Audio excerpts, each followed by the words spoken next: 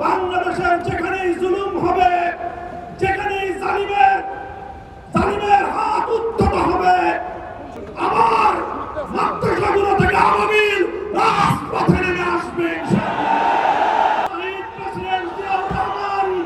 বেগম খালেদা জিয়ার প্রতিষ্ঠিত বিএনপির নব্য জালিম ভাইদেরকে লক্ষ্য করে স্পষ্ট বার্তা দিতে চাই, যদি জালিমের হাত জুলুমের হাত গুটিয়ে না নাও, আমরা সব ভেঙে গুড়িয়ে দেব ইনশাআল্লাহ।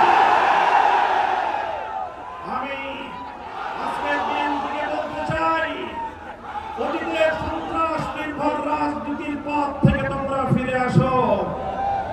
আমরা অতীতে বাংলাদেশে দেখতে পেয়েছি কিছু জনবিচ্ছিন্ন বামপন্থী আর ইসলামপন্থী সংগঠনগুলো আদর্শের ভিত্তিতে মেধা ভিত্তিক আদর্শিক রাজনীতি ছাত্র অঙ্গনকে শিক্ষা দিত।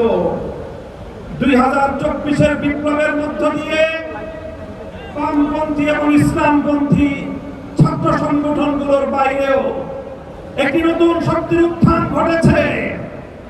যেই ছাত্র জনতা নাহিদ, আক্তার, নাসিরউদ্দিন পাটোয়ারি, সার্জিস, হাসনাত আব্দুল্লাহ, আসিফদের মতো মেধাবী ছাত্র উপহার দেয়, সেই 24-এর বিপ্লব পরবর্তী নতুন বাংলাদেশে ছাত্র দলের সন্ত্রাস নির্ভর রাজনীতি বাংলাদেশের শিক্ষাঙ্গনগুলিতে চলতে পারে না।